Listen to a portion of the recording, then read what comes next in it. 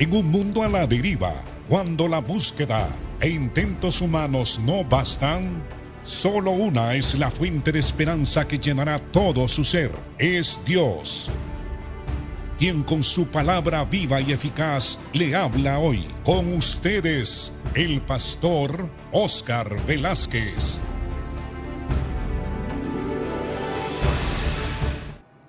Bienvenidos, amados hermanos y hermanas, a su programa Viva y Eficaz. Es decir, la palabra de Dios es la que es viva y eficaz. Es más penetrante que toda espada de doble filo.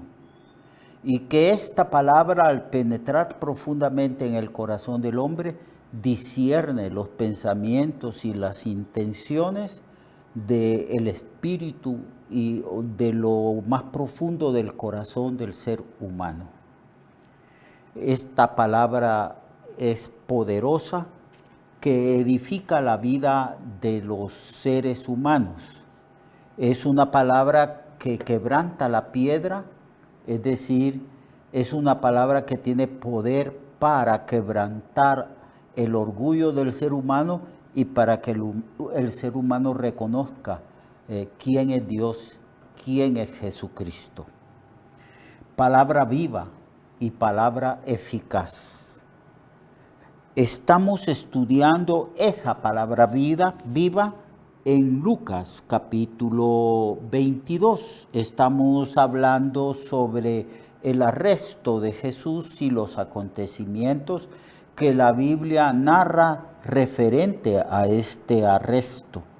Cómo llegó la turba, cómo hubo una conspiración de los sumos sacerdotes, de los guardias del templo que llegaron con armas y también con palos a medianoche, en la noche, para que el pueblo no se diera cuenta lo que estaba sucediendo. Una turba de gente mala, y también estaban involucrados en esta conspiración los sumos sacerdotes, algunos fariseos y escribas. Toda la élite religiosa estaba involucrado en ello. También los poderes de las tinieblas, porque Jesucristo declara: esta es vuestra hora, refiriéndose a los gobernantes de Israel y también a la clase religiosa. Y también dijo el Señor: es la hora de la potestad, o sea, de los poderes de las tinieblas.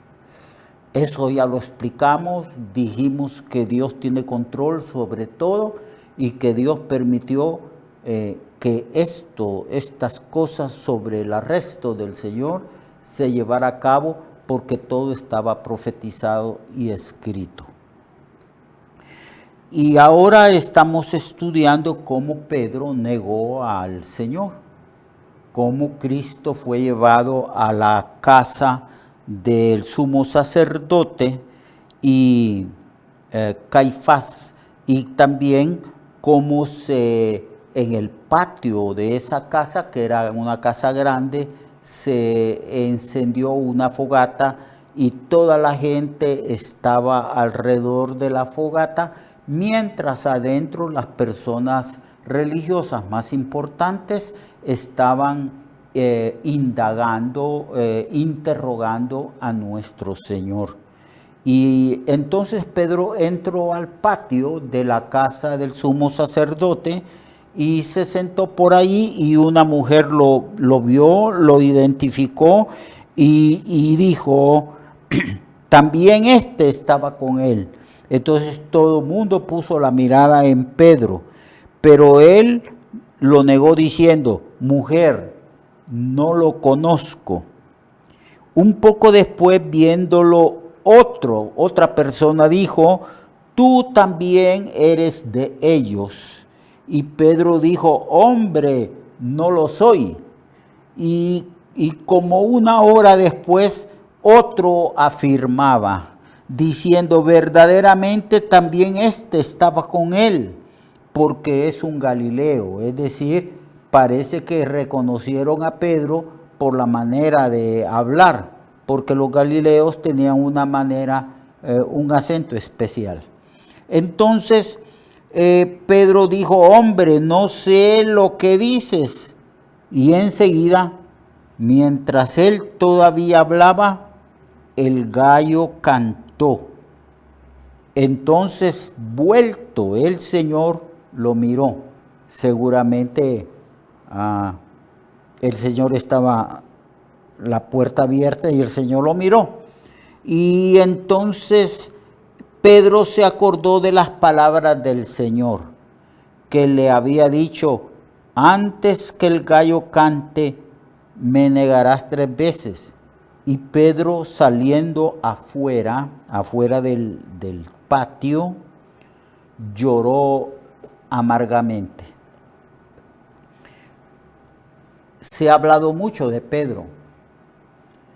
Pedro ha sido motivo de muchas predicaciones a lo largo de estos 2 años y pico de predicación del Evangelio. A Pedro se le pone como una persona que confía mucho en sí mismo, o que confió mucho en sí mismo, porque antes de que se cumpliese lo que Cristo había dicho de la negación de Pedro, Pedro había dicho: yo estoy dispuesto a ir contigo si es posible hasta la muerte.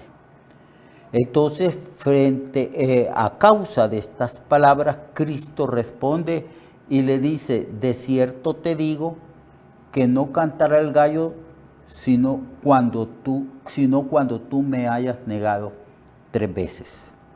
Y enseguida aquí está el relato. Eso quiere decir que nosotros, así como Pedro, no debemos de confiar excesivamente en nosotros mismos. ¿Cuántas veces el ser humano hace promesas? ¿Cuántas veces el ser humano se jacta de su valentía o de sus propias capacidades para vivir? ¿Cuántas veces nosotros, como seres humanos, confiamos más en nosotros mismos que en Dios? La respuesta a estas preguntas es que siempre estamos haciendo eso. Y Pedro lloró amargamente. Se sintió terrible de que él haya negado al Señor 3 veces seguido. ¿Y a causa de qué lo negó? Es que tuvo miedo. Tuvo miedo. La verdad es que todo ser humano tiene miedo. Y que la valentía consiste en actuar a pesar del miedo, en vencer el miedo, en no dejarse dominar del pánico. Pero la condición ahí era que Pedro estaba muy temeroso y negó a Jesús 3 veces cuando lo identificaron como uno de los discípulos del Señor. La moraleja, la conclusión a esto es que nosotros no debemos de confiar en nosotros, sino en el Señor, que nos da la capacidad de ser fieles hasta la muerte. Confiar en el Señor, que nos da la valentía. Dios le dijo a Josué que tenía que conquistar la tierra y le dijo: te mando que seas valiente, que no desmayes, que te esfuerces, que no temas, porque yo estoy contigo. Y esto es lo que nos dice el Señor a nosotros constantemente, porque el Señor sabe que vamos a ser sometidos a presión y que en algunas ocasiones quizás podamos recibir amenazas de muerte a causa de nuestra fe en Cristo, o que estemos en situaciones de grande peligro. Es ahí donde tenemos que ponernos de rodillas y pedir la gracia necesaria, como el Señor le dijo a Pedro o a Pablo: mira, bástate mi gracia, porque mi poder se perfecciona en la debilidad. Así que no sigamos el ejemplo de Pedro, o más bien no asumamos esa actitud de confianza propia excesiva que tuvo Pedro. Yo soy fiel a ti, yo te amo, estoy dispuesto a ser metido a la cárcel y estoy también dispuesto a morir por ti. Esas fueron las palabras de Pedro. Y Pedro falló y lloró amargamente. Y como era el tiempo de las tinieblas, de la potestad de las tinieblas, a saber cómo el diablo acusó a Pedro, que quizás Pedro estuvo a punto de perder su fe. Por eso el Señor le había dicho: yo he orado por ti para que tu fe no falte.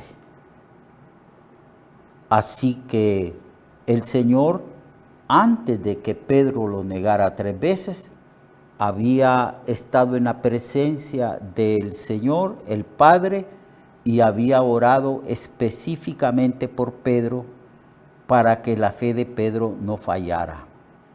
Y una vez que tú seas restaurado en la fe, una vez que tú estés nuevamente en grande confianza para conmigo, restaures la fe de los demás.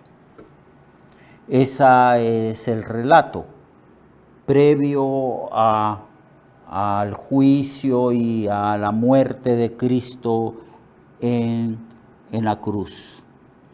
En el verso 63 al 65 se habla de cómo Cristo fue escarnecido y fue también azotado. En el verso 63 en adelante, las Escrituras o Lucas escribe: y los hombres que custodiaban a Jesús se burlaban de él y le golpeaban, parte de la turba que había venido a capturarlo. Se burlaban de él y lo golpeaban, y vendándole los ojos le golpeaban el rostro y le preguntaban diciendo: profetiza, ¿quién es el que te golpeó? Y decían otras muchas cosas injuriándole. El pueblo había recibido 2 profetas. El primer profeta, después de 400 años de silencio, que Dios no había levantado profeta, Dios levantó a Juan el Bautista. Dios había constituido a Juan como el heraldo, como un enviado para que anunciase la venida del Mesías. Así que Juan apareció predicando en el desierto, a orillas del río Jordán. Anunciaba el mensaje de arrepentimiento.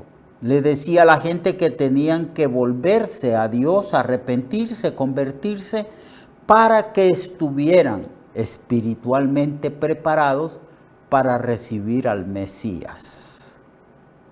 El otro profeta que Dios levantó era el Mesías mismo, cumpliéndose una profecía dada a Moisés.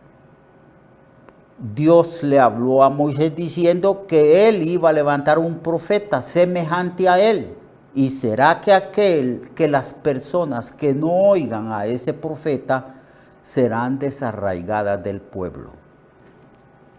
Pero los que habían capturado a Jesús y los líderes religiosos que habían conspirado y que tenían la autoridad para arrestar a Jesús y que estaban ahí, porque no debemos de olvidar que es en el patio de la casa del sumo sacerdote donde estaba Pedro y donde estaba esa turba. Y ellos comenzaron a golpear al Señor y le dijeron: profetiza, ¿quién es el que te golpeó? Porque Jesús tenía fama de profeta y él hacía milagros, sanidades, portentos y maravillas y prodigios, señales de que él era el Mesías, pero no habían creído en él. Esa turba, esa gente que conspiró, esa gente que planificó el arresto y la muerte de Jesús, allí estaban. Y los que lo golpeaban lo habían vendado y decían: profetízanos, ¿quién es el que te golpeó? Porque como no creían que Jesús era profeta, lo estaban escarneciendo, burlándose de él. Y decían tantas cosas contra él que eran injurias. Eso es lo que se narra allí cuando el Señor fue llevado a ser interrogado a la casa del sumo sacerdote. Y en el verso 60 en adelante, llevan a Jesús ante el concilio. Cuando era de día, porque todo eso que narra el apóstol Lucas, o el siervo Lucas, el historiador Lucas, eso son acontecimientos que sucedieron en la noche desde el momento en que capturaron al Señor. Pero cuando era de día, recuerde que el Señor no comió, no bebió agua, no durmió, fue objeto de golpes, de burlas, de escarnios, de humillación, y lo escupían también. Y cuando era de día, entonces se juntaron los ancianos del pueblo. Eran los que gobernaban al pueblo. Eran los miembros del Sanedrín, del gobierno de Israel que estaba en la capital, que era Jerusalén. Se reunieron ya en el día, todos. Y se juntaron los ancianos del pueblo, los principales sacerdotes y los escribas, y le trajeron al concilio, al lugar donde se tenían las sesiones. Me imagino un gran salón, un edificio es precisamente donde se ejercía la autoridad de estos ancianos. Y le trajeron al concilio diciendo, ahí lo interrogaron y le preguntaron: ¿eres tú el Cristo? O sea, ¿eres tú el rey prometido al pueblo de Israel? ¿Eres tú el Cristo, el ungido de Jehová? Dínoslo, le dijeron. Entonces lo estaban interrogando. Ya Jesús había dado muestras que él era el Mesías, el ungido. Y el Señor había declarado a sus discípulos e implícitamente había declarado en sus enseñanzas que él era el Mesías. Y el pueblo lo tenía como Mesías. El pueblo que había creído. Recuerde que Cristo hace una entrada triunfal a Jerusalén. Y la gente gritaba y decía: Hosana, Hosana, bendito el que viene en el nombre del Señor. Los mismos fariseos, escribas y sacerdotes y los gobernantes de Israel habían visto con sus propios ojos, habían palpado, habían tenido la experiencia de que Jesús hacía los grandes milagros. Resucitaba a los muertos y esto no lo podían negar. Hacía milagros creativos porque los cojos caminaban, los mancos les crecían los brazos y las manos. Jesús hacía milagros creativos. Jesús resucitaba muertos. Y Jesús tenía autoridad sobre los demonios y sobre la potestad de las tinieblas, echándolos afuera. Todo esto lo vieron ellos. Y eran las señales de que Él era el Mesías. Pruebas indubitables de que Él era el Mesías. Pero no creyeron. Y todavía ahora que está Cristo arrestado, le están preguntando, dinos, ¿eres en verdad el Cristo, el ungido de Jehová?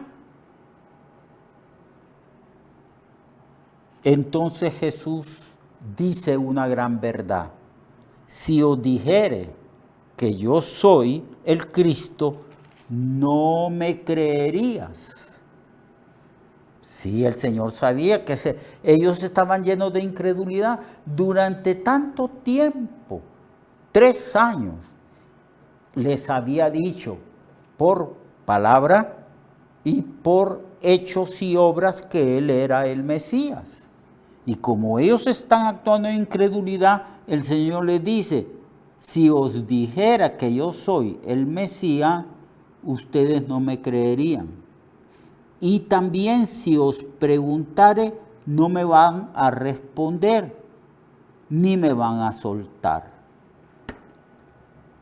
A causa de que ya se nos acabó el tiempo, mañana vamos a continuar escudriñando el relato de Lucas, que nos habla ciertamente de los acontecimientos previos a la muerte de Cristo. Aquí ya Cristo está siendo juzgado por el pleno del concilio. Y lo primerito que le preguntan es respecto a su identidad.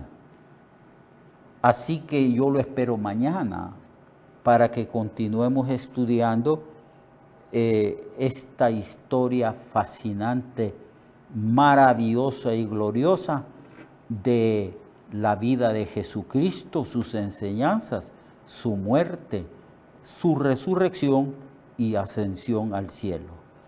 Hasta mañana.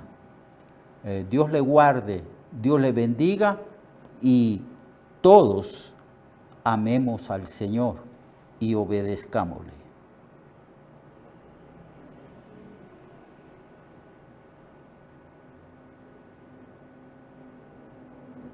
Recuerde que su vida puede cambiar y mejorar, porque la palabra de Dios es viva y eficaz, y más cortante que toda espada de 2 filos. Hebreos 4:12. Nuestra oración y deseo es que esta palabra predicada lleve mucho fruto. Le esperamos en el próximo programa, a esta misma hora y en esta misma estación. Esta es una producción de Ministerios Reflexionarte, en colaboración con Sirkenu Network.